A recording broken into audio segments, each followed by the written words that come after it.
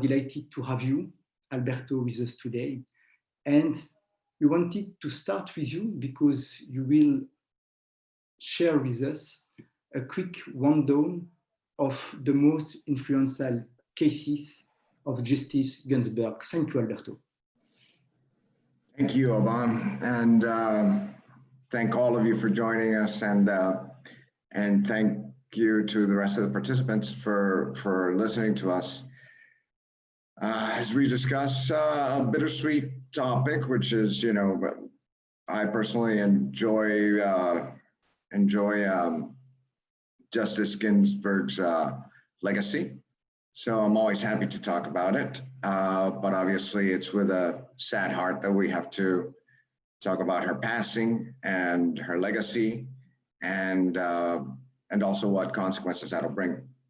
So what I'll do is I'll quickly go over a couple of the most important things about her life so that we're all aware, and also some of her key cases. So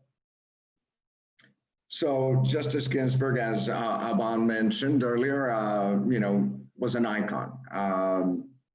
She was more than just a justice of the Supreme Court. She was a mere 5'1", a thin, short woman that stood out among intellectual giants through her opinions, and ultimately becoming one of the most influential Supreme Court justices to ever be on the bench. She was the second woman to reach the Supreme Court. She was appointed by Bill Clinton in 1993. Before that, she was a justice in the DC Circuit Court, which is the appeals court in the United States for federal cases. And before that, she was an ACLU lawyer. The ACLU, for those of you that are unfamiliar with it, is the American Civil Liberties Union, which is a nonprofit organization that fights for cases where they consider that civil rights are being infringed upon in the United States. And she was the first woman to get into Harvard's Law Review and graduated from Harvard at the top of her class. So I'm going to start with some of her prior history, and then we'll cover some of her actual cases as a justice. But as a lawyer in the ACLU, she fought for women's rights or the equality of the sexes, but she was very clever. She used discrimination against men to further the case against discrimination against women. Some of her cases as an ACLU lawyer included Frontier versus Richardson, where she argued in favor of a service member's husband's right to get benefits as the male spouse of a female service member. So in this case, this was a service member. Her husband was claiming, was trying to claim for benefits, and because he was male, he was not entitled, according to the law, he was not entitled to those benefits. She considered this, she rightfully considered this a violation of the 14th Amendment. Then she also was a lawyer in the Weinberger versus Weisenfeld case, and similarly in the Califano versus Goldfarb cases, where she argued in favor for a man's claim for Social Security survivor benefits, where Social Security was not affording that husband's claim when his wife died solely because he was a man. So once again, she used discrimination against a man to further the cause of equality for women. And then she was also in the Edwards versus Healy and Duren versus Missouri cases, where she argued that women had the same obligation and right to be a part of a jury as a man. So once again, women had the option to not participate as a juror, and therefore had to opt in to be a juror. And she argued what seemed to be in favor of a man, the fact that women also have the same obligation. So she was in favor of equality, which is what's important to her, and not just in terms of benefits, but also obligations, the obligation to be a juror. But then, you know, she succeeded. She was joined. She was brought into the DC Circuit Court, and then ultimately she made it to the Supreme Court thanks to Bill Clinton's appointment of her. And there she was part of. I'm going to mention three particular cases that I think were the most important for her. U.S. versus Virginia, where the court ruled, and Justice Ginsberg wrote the majority opinion of the court. The court ruled in favor of equal protection of female cadets, access to the Virginia Military Institute, where it was, this being one of the most prestigious institutions in Virginia, women were not allowed to participate. Even Virginia tried to implement similar separate schools, sort of like in the case of Brown versus Board of Education. Separate did not mean equal. So ultimately the court ruled against Virginia. And since then, several cadets have graduated and celebrated their education at the Virginia Military Institute. She was very famous for her dissents. One of her taglines is, you know, I dissent. But obviously lots of other judges dissent in several opinions. But she made her dissents very crisp when she orally read her dissents in open court. In this case, it was for the Ledbetter versus Goodyear case, where she dissented on how the court applied the statute of limitations in a pay discrimination case. She did dissent, so the court did not rule in favor of Lilly Ledbetter, but the case led to Congress passing the Lilly Ledbetter Fair Pay Act, which makes it now easier for employees to sue their employers for pay discrimination. And finally, a really famous case that she did not write the majority opinion on, but that she supported wholeheartedly, was the Obergefell case, which ultimately allowed for gay marriage across the United States. In this case, she specifically said, we have changed our idea of marriage, and marriage today is not what it was under the common law tradition or the civil law tradition. But there's another very important case that I will touch back upon when we address the circumstances of, the consequences of her passing, which is, in which case she also dissented, but was not the only dissenter. And she joined Justice Stevens' complete dissent and Justice Souter's dissent in part. In this case that I'm talking about is the case Bush versus Gore, and how this will be used as, depending on how the elections go now, and whether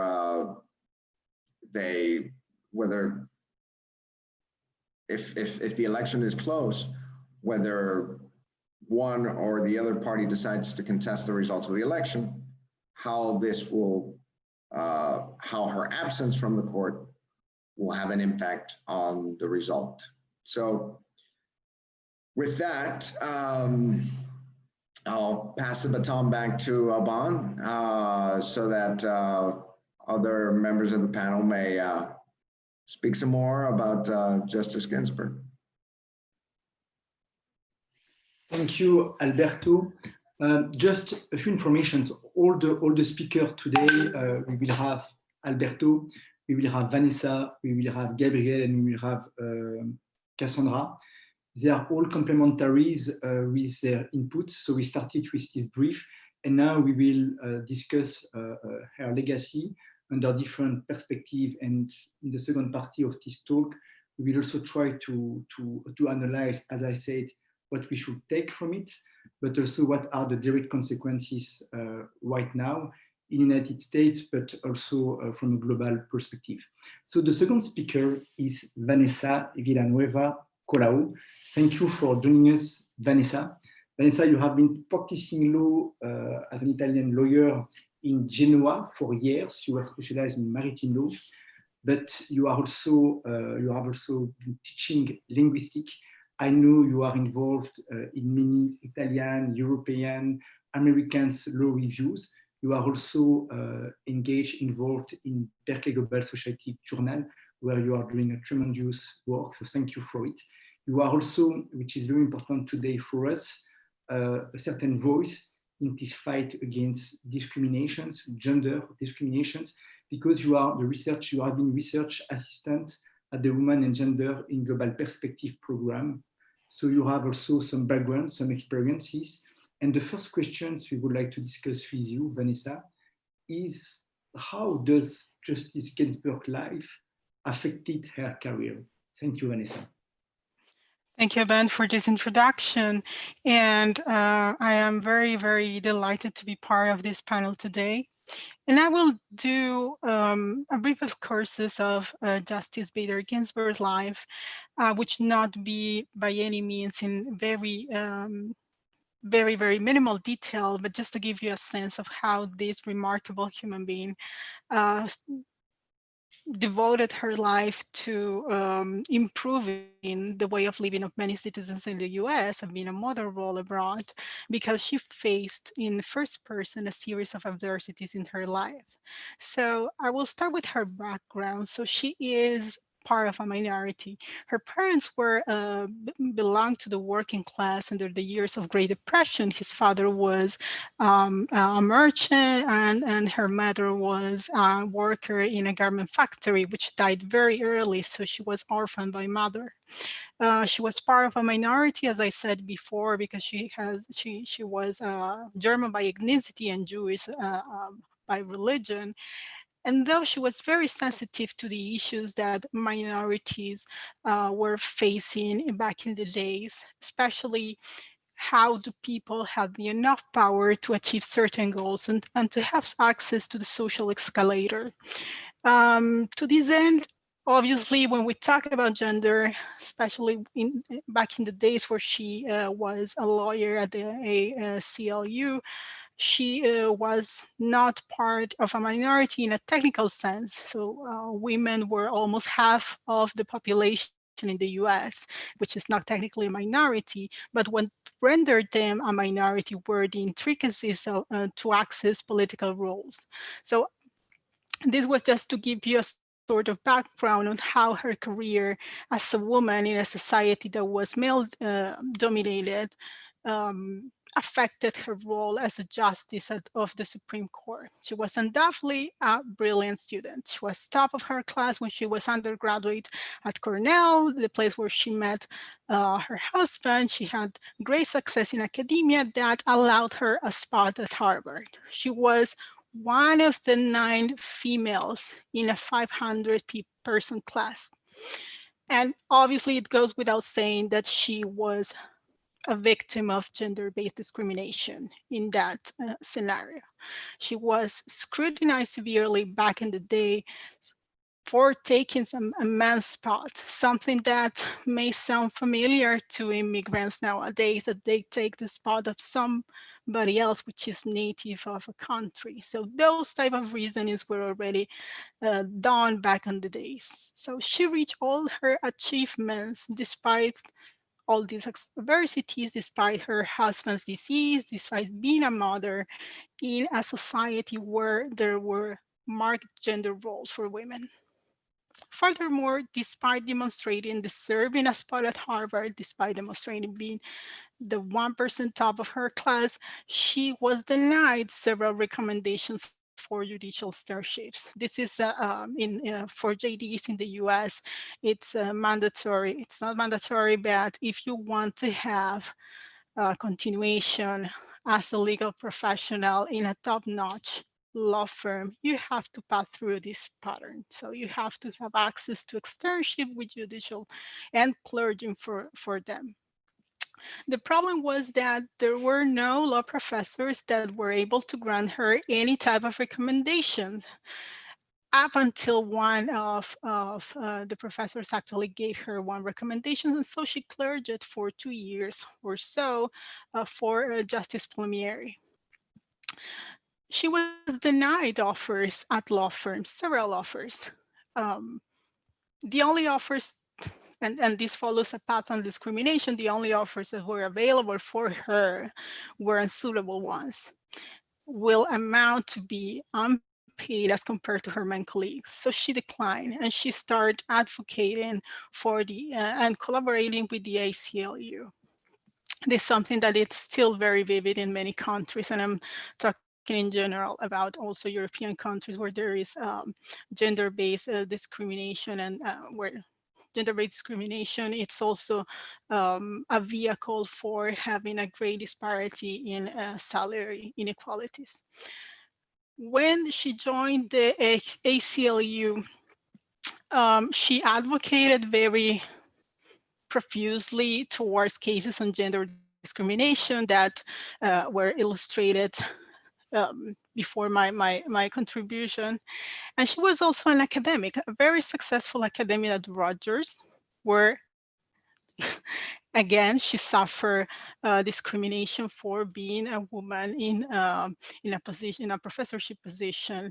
She had to hide her pregnancy from her colleagues.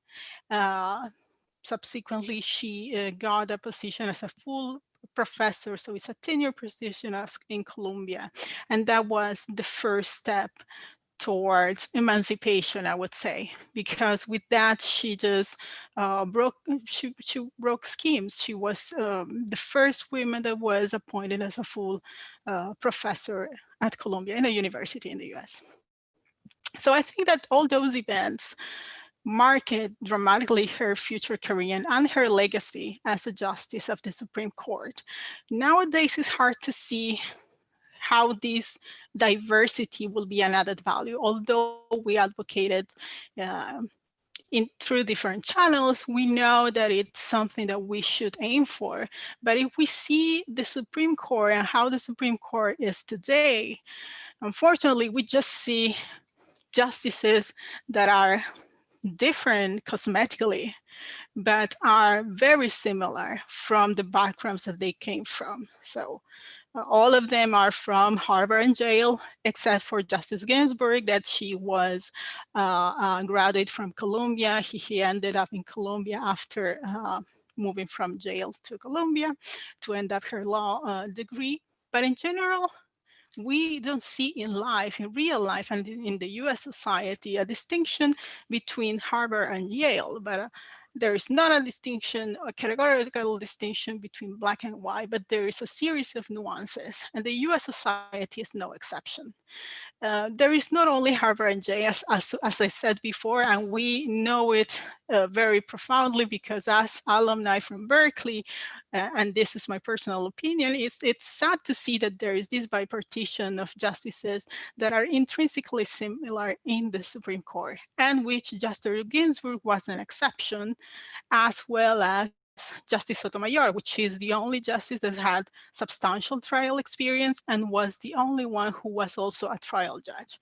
So just to make a comparison between how the Supreme Court, and maybe this will advance the conversation later on today, how was the Warren Court, which was the most progressive court back in the days, to the Supreme Court now, I will give you a little bit of the information of the background of those Supreme Court justices.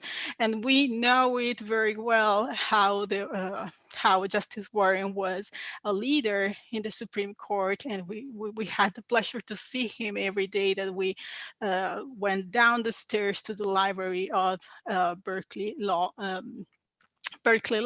And And this is just to say that the professional backgrounds that are extremely diverse in an environment are essential to have different perspective and to heighten the discussion, eventually to have better decisions.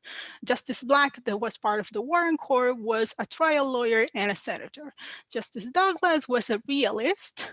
He was a law professor at Yale and was the head of the Securities and Exchange Commission. Justice Warren was three-term governor of California. Justice Clark was US attorney under Truman. Uh, Justice Brenner was a prominent private practitioner and military administration during the World War II. Justice Goldberg was a Secretary of Labor in the Kennedy administration. Justice White was a deputy attorney in the general administration. And so just to give you a glimpse of how this variety of backgrounds in the legal profession affected the enlightenment of this court and how they make really real social advances. It's also reflected in their alma mater. There was no only Yale and Harvard, but also Columbia, Texas, Alabama, Northwestern, NYU, and Berkeley. So this, just to conclude my brief contribution, is that one way of reaching diversity and how it was affected by Justice Ginsburg's presence in the Supreme Court is that having a diversified gender base is only one of those ways, of those paths to achieve diversity. And Justice Ginsburg's diverse personal experiences were of great influence for dedication on social issues and to discrimination in general, not only towards women, but also towards the disenfranchised members of society. And now it's your turn again, Oben. Thank you. Thank you very much, Vanessa. It seems that one woman changed many things almost by herself. Thank you, Vanessa. Another very gifted woman is joining us, Cassandra Mathilde Fernandez.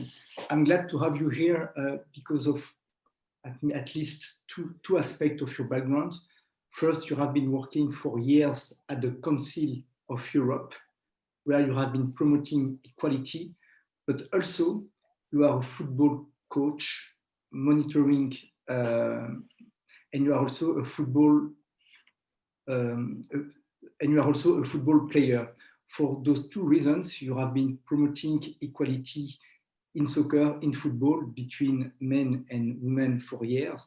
So my question, Cassandra, is the following.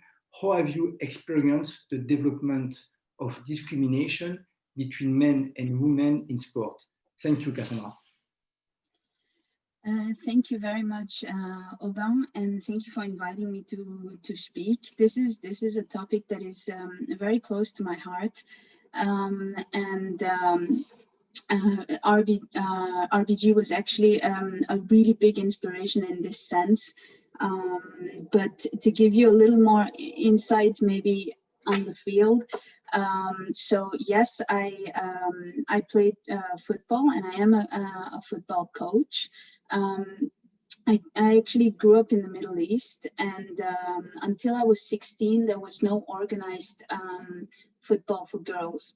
And then when we were 16, a group of us actually set up an association that is now a fully run amateur women's football association in that city. In more general terms, I've been a football coach in France for a number of years, and at the amateur level. And I can say that I have seen firsthand quite a lot of differences in the treatment of women and men in football. Of course, many of you have probably heard about the equal pay case of the US women's national soccer team. And I would advise you to go take a read of that, because it's got a lot of complexities and will probably help you understand all the intricacies of how and why there is differences in pay between the men and women. I don't necessarily agree with all of it, but it's quite interesting to give you a point of view. For my case, the club that I was coaching at was an amateur club, and there were very stark differences. For example, such as my team had finished on the podium 3 seasons in a row, and yet we had to walk 20 minutes to our football pitch. We always had the last choice for training times as well, which were usually very late in the evening, considering that I was coaching girls who were under 15. And the biggest thing that I noticed is the difference that still tends to exist, at least from my experience, on how to actually coach women in sports. The coach before me, and this is just anecdotal, was a man.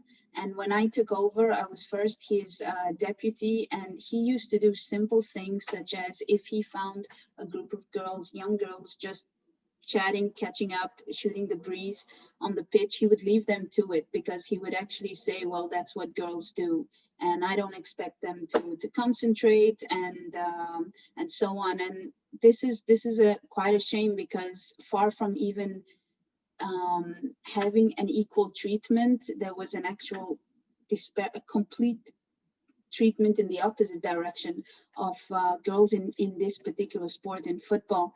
And when my girls used to play friendly games against the boys, they would always have to play boys teams that were at least 2 years younger. And I think the fundamental reason for that is the provision of sport, grassroots sports, for girls. So in that particular club, girls did not have training until they were 9, whereas boys had it from the age of 6. This, I think, makes a huge difference in, you know, future development of a sport like football. I'm not saying it's the case everywhere, but this is the experience I had. And it also has a huge impact on the confidence of girls. And as a coach, I was the only female coach in the entire club, which had quite a lot of teams, not even to mention the idea of me being able to coach a men's team. I don't know if you've seen it, but in recent years, there have been women coaches of men's teams.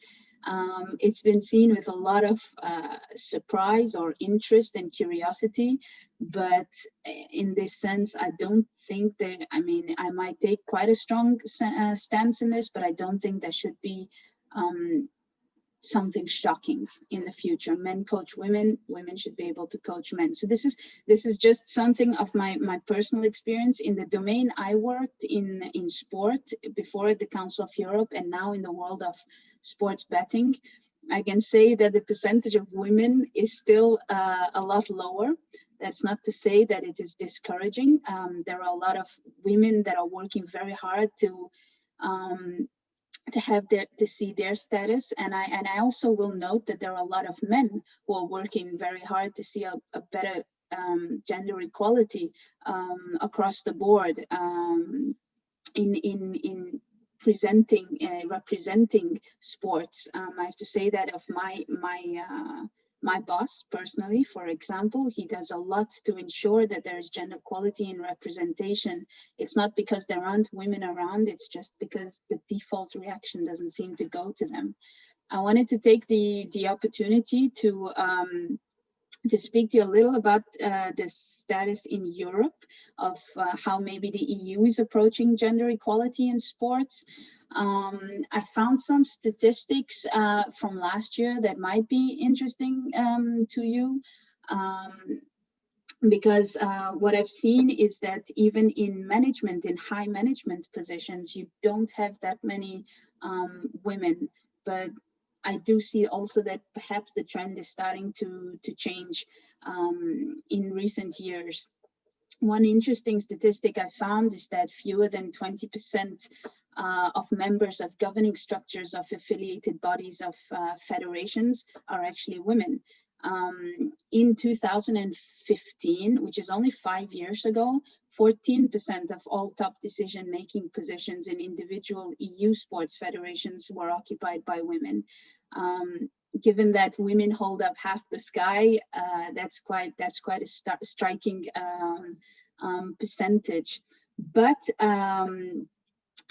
in general, a total of 83% of sports if we come back to the US women's equal pay situation, in looking at the EU, 83% of sports award men and women equal prize money, which is great to see, especially in cricket, in golf,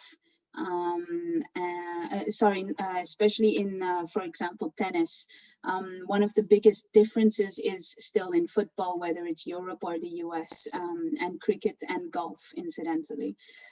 And then I wouldn't go into that much detail, but of course you will see when you watch sports today on television the stark difference in media coverage of sports, of male competitions and women's. But in football in particular, in recent years, there is a huge increase in mainstream coverage of football.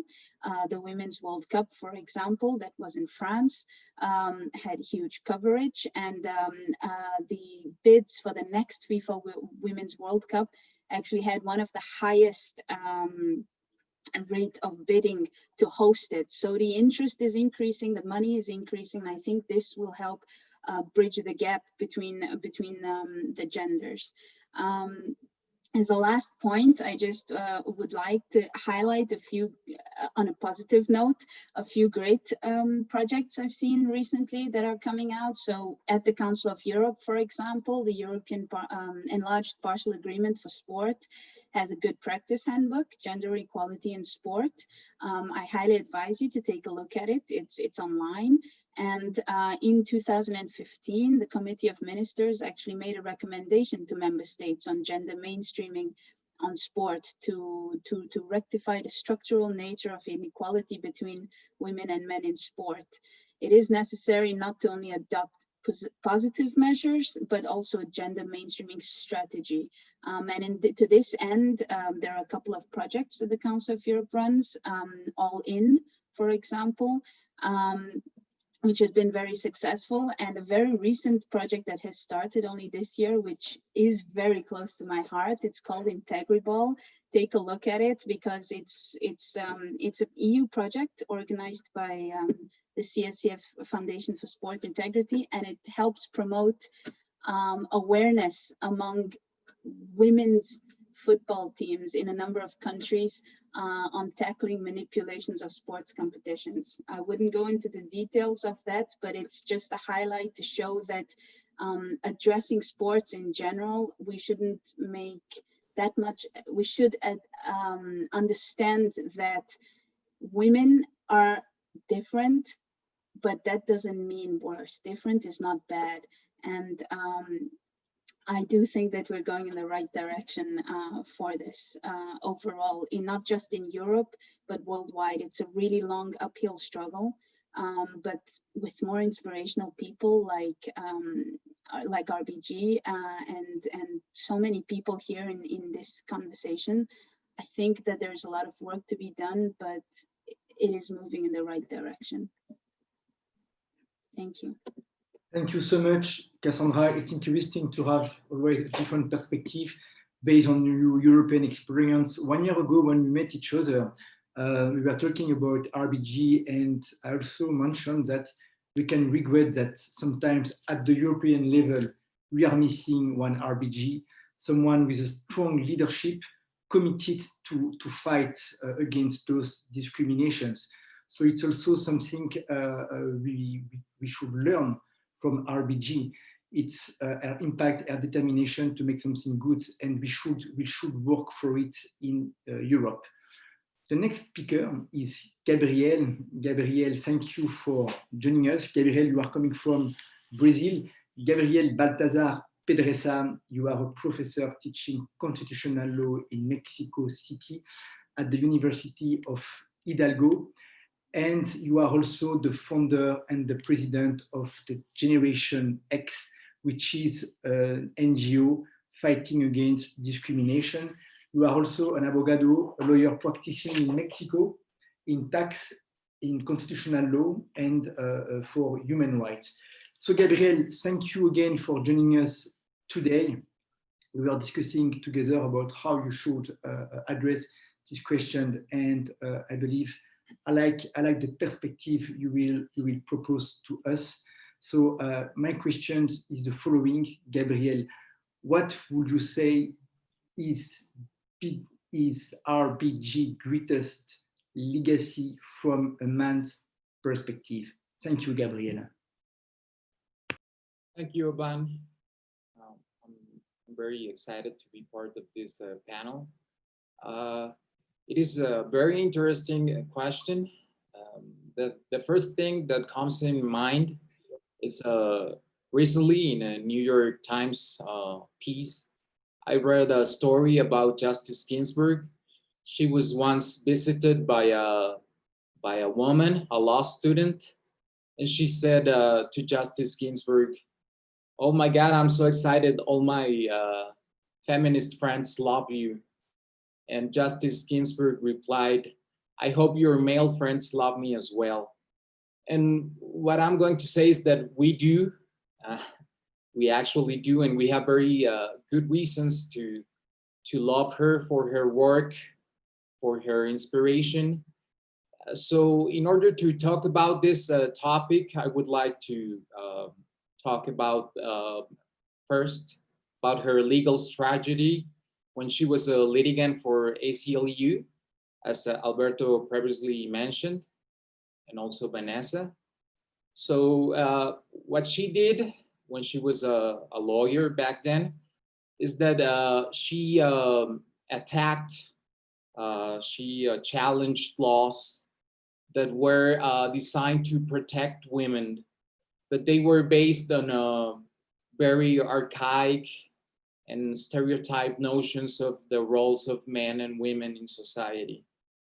So this strategy, in my opinion, had two reasons behind it.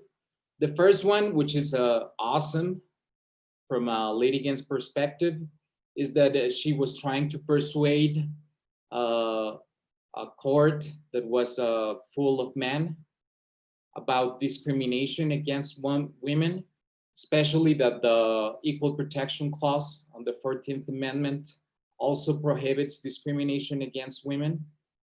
So this was very important, but also she was trying to prove that this type of laws that establish or reinforce the stereotypes of men and women were hurtful for both, for men and women, because they reinforced, as I said, this notion that there were certain type of works, certain types of roles within a society for men and also for women. So for instance, in a case named from Tiero B. Richardson, which was already talked about, so I'm just going to talk a little briefly about it. It was about a lieutenant in the United States Force. It was a woman named Sharon Frontiero. So she was married to some man, and she was claiming that he also deserved to have a pension and an allowance, which was only accessible for women. So the court agreed with Justice Ginsburg, and they invalidated the law because it violated the Fifth Amendment, because the due process clause on the Fifth Amendment, because it was completely arbitrary to give a different treatment to women and men. So this is important in my opinion, because it goes to show that men can also be dependent on or have a different role within the family structure, and that it is not our job always to provide. And this gives us men a very great sense of freedom, not to be to feel constrained by the role we're supposed to have within a family. So then again, in Reed versus Reed, Justice Ginsburg, representing a woman named Reed, Um, uh, she claimed that the Idaho probate code that established that males must be preferred to females in appointing administrators of states. She claimed that it violated the due process and equal protection clause. So the court agreed with her. And for me, the important part is that this type of role that the law usually reinforces, that men are better administrators, and that we have to have this role in society of providers and administrators. It's obviously archaic, and it not only affects women because it excludes them from having this type of role, but also it constrains us and us men and makes us feel obligated to have this type of role, even though we might not want it, even though we might consider that somebody else within our family can have this role and do it in a better fashion than ourselves. And finally, it's a Weinberger versus Weisenfeld case. Yeah, this was about so there was a couple, they were married. The woman died in child labor. So Mr. Weisenfeld applied for Social Security benefits, and they were denied because only women had the access to this type of benefits. And the court invalidated the law because it violated the due process clause in the Fifth Amendment, because it discriminated against men, but not in the way that men that oppose feminism usually argue, right? That the laws that protect women are inherently discriminate. They inherently discriminate against men, because this is, in my opinion, obviously not true.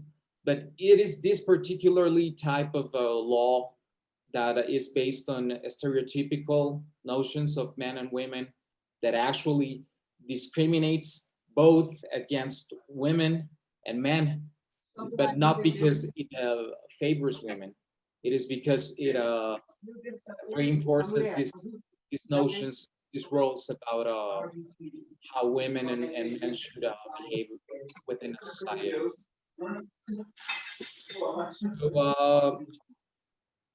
So yeah, well, again, when she was a justice in the highest court, she wrote the decision in Virginia Military Institute, well, United States versus Virginia, where Virginia Military Institute, that was an institution reserved only for men, was sued by the federal government, United States federal government. And well, the question here was whether this institution reserved only for women only for men, violated the 14th Amendment equal protection clause. And the court, in the opinion wrote by Justice Ginsberg, said it actually violated the 14th Amendment. And I would like to read a very brief portion of the decision. I think it illustrates very well what the topic I was referring to. And it says, inherent difference between men and women, we have come to appreciate, remain a cause for celebration, but not for denigration of members of either sex or for artificial constraints on an individual's opportunity. Sex classifications may be used to compensate women for particular economic disabilities they have suffered, to promote equal employment opportunity, to advance full development of talent and capacities of our nation's people. But such classifications may not be used as they once were to create or perpetuate the legal, social, and economic inferiority of women. So the day after Justice Ginsburg passing, I was teaching a con law class, and I usually pose I pose a question about discrimination in a public university. The case is very similar to Mississippi Mississippi University for Women versus Hagen, which was decided by the opinion of the court was written by Justice O'Connor. And the case is about a university that has a program for nursery, but it only admits women. So there is a man that applies for the program, and it is denied only on the basis of sex. So whenever I ask this question to my students, does this action violates the equal principle, which in the Mexican Constitution explicitly prohibits a different treatment based on gender? Most of my male students agree. They said, yeah, it obviously is unconstitutional. It violates the equal protection clause on the Mexican Constitution because it discriminates against men, because it gives more opportunity to women. And there's also some women students that said, no, it's not discrimination because there's a good historical basis to have this program only reserved for women, because it gives us a better chance to have a professional and university education. But at the bottom of the problem, it lies the question or the topic we were talking about, that this is actually unconstitutional but not because it discriminates against men and because it gives a better opportunity for women. It violates the equal protection clause because it reinforces these stereotype notions that there are certain jobs reserved for women, such as nurses, and also excludes men for this type of jobs. So this goes to show how the system, this type of legal system, is hurtful for both men and women. And what Justice Ginsburg did was that she totally transformed the legal theory behind the feminist movement against this type of law, but also showed to the general public that this affects both men and women. And finally, on a personal level, I would like to say that I admire Justice Ginsburg deeply because she had the vision to understand that it was not enough to be fighting for the good cause, which is obviously fighting against discrimination against women, but also to translate this in a language that the judges and justices were able to understand. And from a litigant's perspective, such as myself, we always faced in this type of cases this challenge because we try to persuade a group of very privileged men and sometimes women that the cases we're working on, which we usually represent people that live in completely different circumstances from the judges, they are actually being hurt and discriminate. And this is always a very difficult to explain to judges. So it is not, as I said, it is not enough to be fighting for the good cause. You have to have a good legal strategy, and she had it.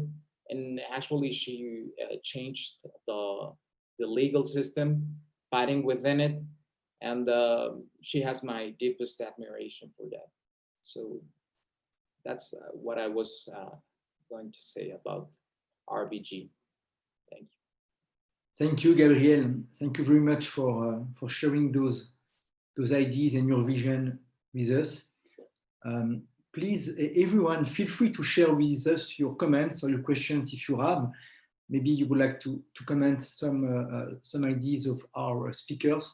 So you are welcome. And of course, please mute your microphone. The next part of this virtual conversation will be with Vanessa. So Vanessa, what do you think was Justice Ginsburg interpretation of social change with respect to her role in the Supreme Court? Thank you, Vanessa. Thank you, Ben. Thank you for all the participants that gave their meaningful contributions to the discussion. I think that in answering this question, I think that her legacy and background are reflected in the style that she used in advocating from the bench. So one of the cases that was just mentioned before was the state versus Virginia, and she was methodic in attacking those specific areas where those violations and discriminations were perpetrated through the law. So she tried to send a strong message to legislators what is allowed and what is not allowed. It also manifests her interpretation of the role of the judiciary according to the powers that are assigned and also according to the principle of check and balances. So her interpretation was more along the lines that social change cannot come from courts, but need to pass through legislators and the government. This is also evident from her well-known dissenting opinions. She usually advanced or pointed out issues that were outdated or kind of unsound interpretations of the law and how action from the government or the legislator was necessary. As an example, there was this recent case, this case from 2 years ago, the Masterpiece Cake Shop v. Colorado Civil Rights Commission. And she was one of the dissenters joined by Justice Sotomayor. And for those who are not aware of this case, it was a case regarding a same-sex couple that joined this cake shop, and they asked for a wedding cake. This was one of the most renowned cake shops in the town.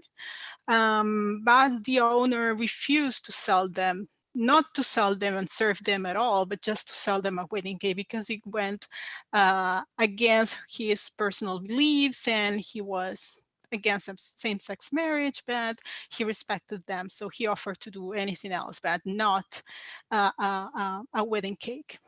So she, in the dissenting opinion, she tried to analyze methodically those aspects of the law, of contract law, that were not considered by the majority, because the final outcome in this narrow decision that I doubt that could be a precedent, but that's another matter, the majority considered other grounds that were not centered on contract law. They consider the freedom of religion, they were considering the freedom of speech, and not what was involved in this particular scenario, which was contract law. And so she advocated for how contract law should be separated from morality, and religious and personal beliefs or views does not affect economy and should not have an impact on equal access to goods and services. So she was more advancing issues on general, neutral and generally applicable public accommodations law. So in this way, she was leaving this task of modifying the law and then the social change to the legislator, and at the same time providing guidance. So she, her interpretation of her role as member of the Supreme Court was that the judiciary should act not as a modifier of the society, of the values that are incorporated in the society, but acting as a gatekeeper. Thank you. Thank you so much, Vanessa. I know that Gabriel has been working a lot on this particular topic and on this case. So, of course, Gabriel, if you would like to comment the last word of Vanessa, you are welcome. And just a few information, this webinar is now diffused via 3 channels. I understand that we have hundreds of people watching us. So thank you again for joining us from all over the world. This is also why it was important to have this panel, having people from Asia, from Europe, from North and South America. So once again, thank you everyone for joining us. And now we are coming to our last question, and I believe that everyone has something to say about it. Let's also say that we are not here to talk about politics, but the timing of this lost is just before the election, which raised a lot of questions. That's also why I believe everywhere in the world, everyone is talking about it. So, Alberto, you wanted to talk about the consequences of her passing, and I will leave it to you. But what I would like everyone, if you want to once again leave with us your questions, or we have many members of Battle Global Society. You can also join if you want to share with us your insights. And then each panelist, as always, I will be glad if you can have 1 or 2 minutes to close this table. So Alberto, it's your time to talk about this debated question. Thank you, Alberto. Thank you very much, Oban, and thank you to all the panelists. They've been amazing, insightful, and it's really great. And considering half the panel is women, it reminds me of what RBG said, and that I completely agree with, especially to strengthen Cassandra's point. She said, women belong in all places where decisions are being made. And here you are making decisions, and we have to thank her for that. So to close, I did want to talk about the consequences of having, of her passing at this particular time. And in particular, the issue that was experienced in 2016 with the Senate not allowing President Obama's nominee, Merrick Garland, a vote on the Senate. So I wanted to take to analyze this a little bit through the lens of the case Bush versus Gore, where Justice Ginsburg did not write the majority opinion. It was written by Justice Scalia, the late Justice Scalia,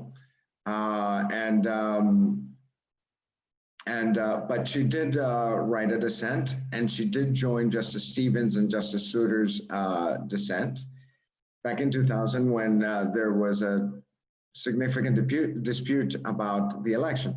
Now, some of you may remember this case, but Al Gore versus and now ex-President George W. Bush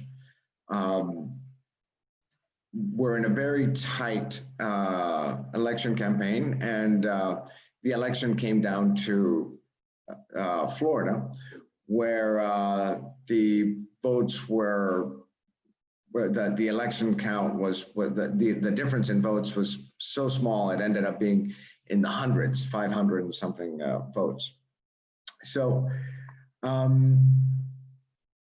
with her leaving the court now, and the election being so close, and the current Senate being dominated by Republicans and Mitch McConnell committing to pushing through a nominee, it's very likely that the Senate, that President Trump will nominate, and the Senate will confirm a conservative justice. And this happening, and then there being a contested election where there will be a solid conservative majority.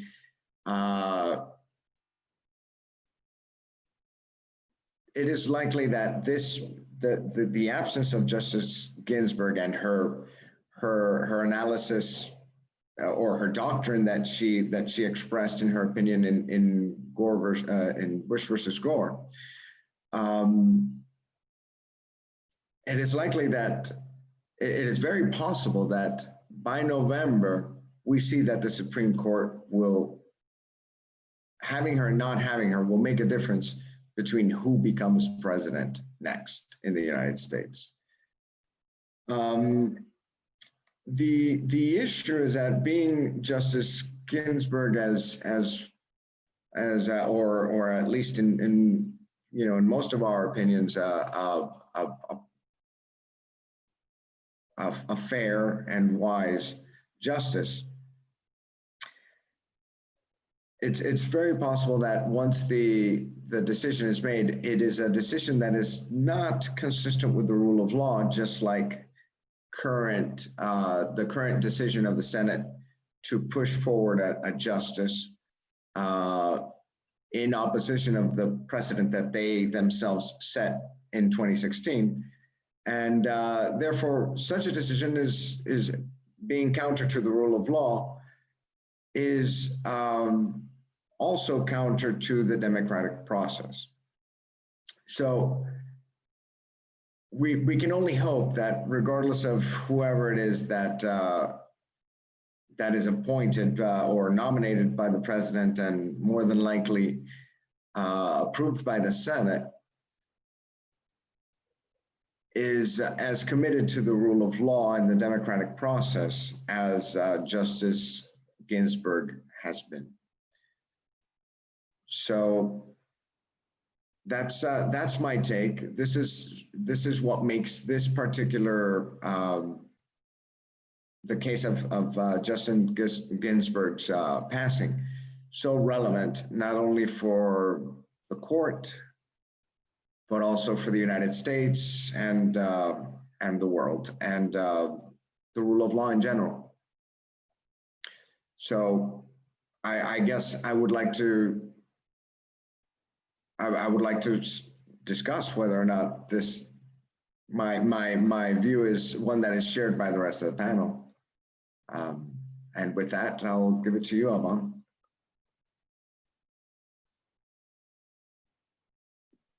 Thank you, Alberto. It's a difficult issue because you are American and we are talking from abroad. So do you know, it's always difficult because we don't have to judge.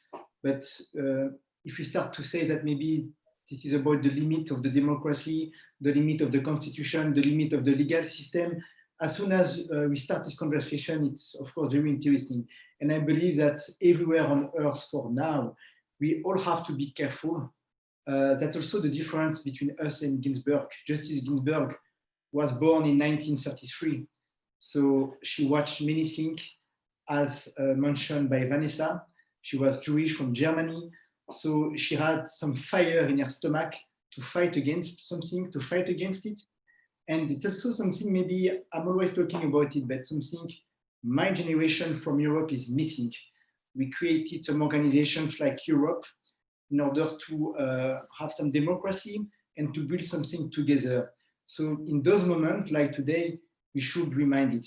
We should remind the chance we have, all the freedom we have in the countries where we are. And Alberto, I'm talking like this because this is your dialogue. This is the questions you are putting on the table. What next for the humanity? What model, what legal system? Let's also say that United States, it's 200 years of history, but when you say that, what else?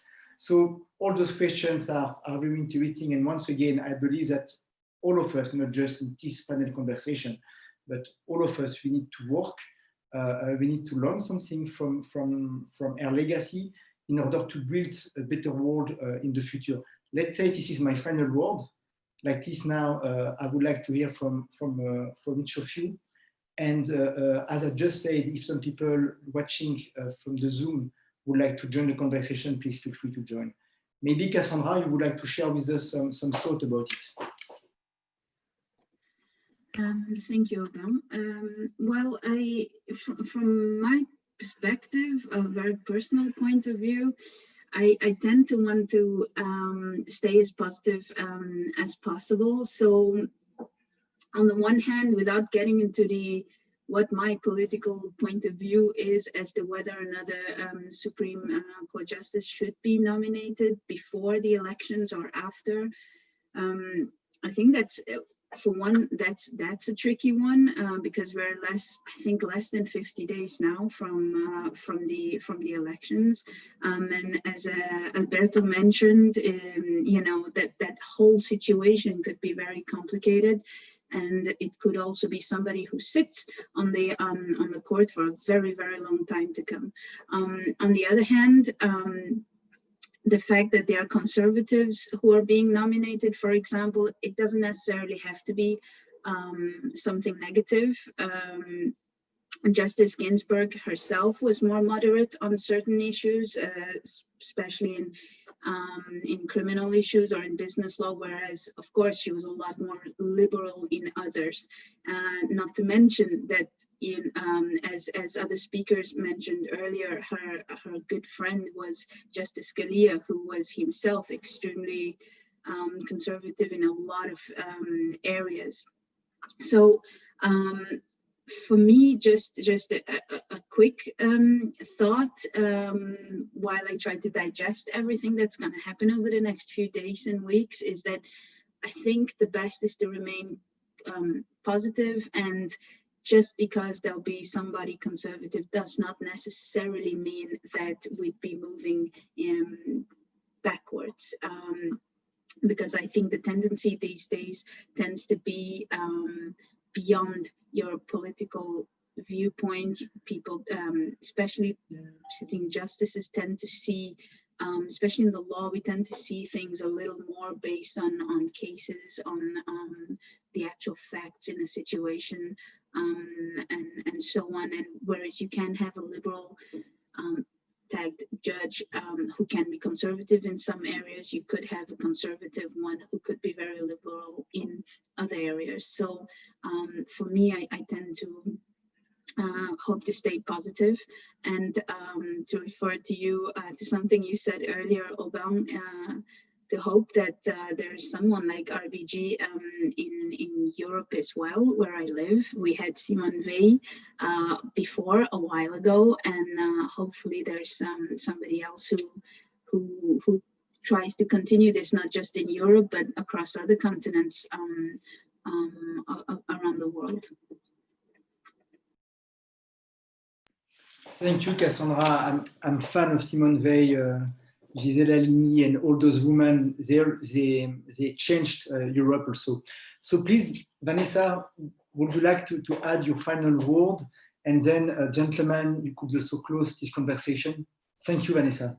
Yes, regarding the fact that maybe a new Supreme Court justice will be elected, I really doubt that someone will be elected, someone would be appointed by the Trump administration, just because of the principle of check and balances. So if I'm not mistaken, also President Obama was willing to appoint a justice after the death of Justice Scalia, that was Merrick Garland, but it was denied. So I think that the situation is quite similar here. It was denied because his term was almost ending. So I think that the situation is very similar here. And so whatever move President Trump is trying to come with and trying to appoint a conservative justice, it will be declined. It will be defeated by the parliament, by the Congress. Thank you, Vanessa, and thank you, Cassandra, for being positive. We have to learn it also from RBG legacy. Gabriel, I'm sure you have many things to say, so it's your time. Well, regarding the question that Alberto posed, I would say that in my opinion, it is actually very probable that Trump appointee will be accepted or approved by the Senate. Although, as Erwin Chemerinsky, the dean of Berkeley Law, recently said, the Democrats have a very strong tool to negotiate, which is that if we remember, the Constitution of the United States does not provide the number of justices that compose the United States Supreme Court. So this can be changed by Congress just by changing the law. So you can pack the court, or court packing, which is the legal term. So what Democrats can use as a negotiation tool is to only maybe threaten Republicans. So if they approve Trump's appointee, they can increase the number of justices in the Supreme Court, and therefore there can be a balance between liberals and conservatives, which is very important. So there's this option, which I think might be decisive, even though it is not taken to practice. This has a history as well. FDR used it during the New Deal legislation, which was always invalidated by the United States Supreme Court. So he threatened the court to increase the number of justices. And then there was this famous case where one justice changed his opinion at the last minute, and it's known as the voting time that saved 9 or something like this. So I think it is very viable position. So we'll see. And I would also like to say, just as a final word, whenever I think of Justice Ginsburg, I remember one time at law school when we were talking about the characteristics of a good judge. And we read this very obsolete essay. I think it was written by a very famous Italian commentator. So he said that a good judge should have a impeccable appearance. He should be virtuous, that he or she, etc. So this type of very archaic notions of what a good judge should be. But recently I've been thinking that Justice Ginsburg is a good example of the characteristics of a good judge, because she was not only an exceptional legal mind, but she also lived through the same standards she used in her cases, and also when she was arguing as a lawyer. So she had a very special marriage. She had a partnership with her husband, which is very well documented. And I think her life and the way she lived should give us a good example of how a good judge should be. And it doesn't imply to have a particular look or what you do during your free time, or being a virtuous person in the conservative sense. It means to be a person that has a moral compass, and also that lives the way they preach. And also talking about this and remembering what Vanessa was just saying of the role of the judges within a democratic society, Justice Ginsburg was an excellent example of how a liberal judge can be a good liberal judge does not need to be a legal activist. So what Justice Ginsburg did is to always respect the role of the Congress in legal reform. So she even was an open advocate of an open critic of Roe versus Wade, because she considered that the court went beyond of its role. So So we can have good, progressive, liberal judges that are actually very restrictive regarding the role of a judge within a democratic society. That is what I would like to address. Thank you. Thank you, Gabriel. Alberto, you started this question. You will close it, please. My pleasure, and it's a wonderful topic, and I love to hear all the different perspectives and how positive everyone has been concerning the positivity. I agree with all of you that have mentioned specifically Cassandra and Gabriel.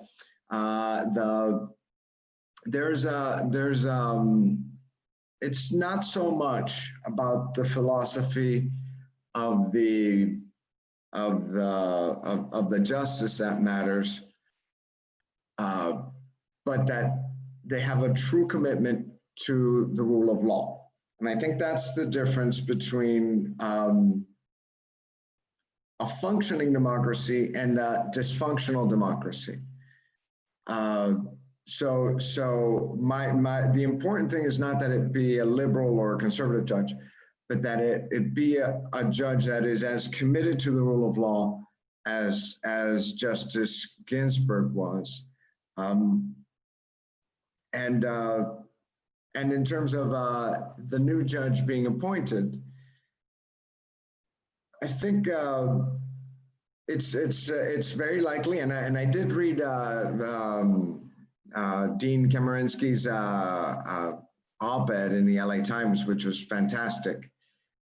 I find that although something that the Democratic Party can use as a negotiating tactic, I think it's going to be a failing negotiating tactic because they are not certain. And in the US, the balance in the Senate is very tight. They are not certain that they'll be able to get a majority in the Senate. It's possible. The numbers look like the Democrats may gain control of the Senate, but it's never guaranteed in the current state of affairs in the US. So it's something that may backfire. And even then, even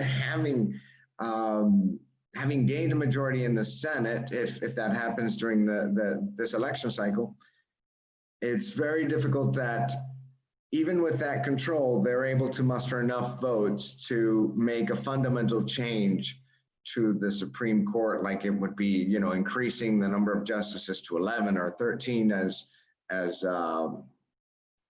Dean Kamerinsky suggested. So as a jurist being myself from Venezuela and having studied EU law and American law and seen democracies falter, there's one thing that really stands out among the democracies that stand the test of time, and that is a strong commitment to the rule of law. So that's being positive and assuming that the next nominee will hopefully have that same commitment. As long as that happens, I think that we can all be happy that that the democratic process in the U.S. will survive.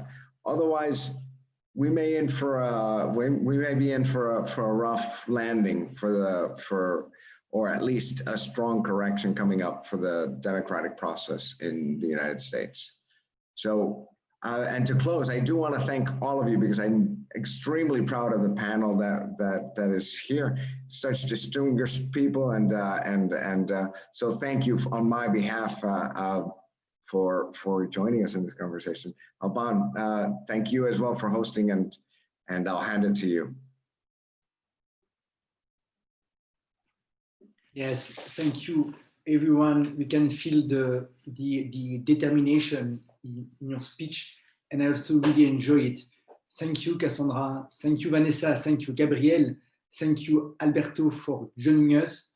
I also would like to thank all the people working so hard for the last 2 days. It was a short notice, so everyone has been working to promote the event, to organize the event, and the speakers. It's not easy to talk about Justice Ginsberg. So thank you everyone. Thank you to the participants for joining us, for trusting us.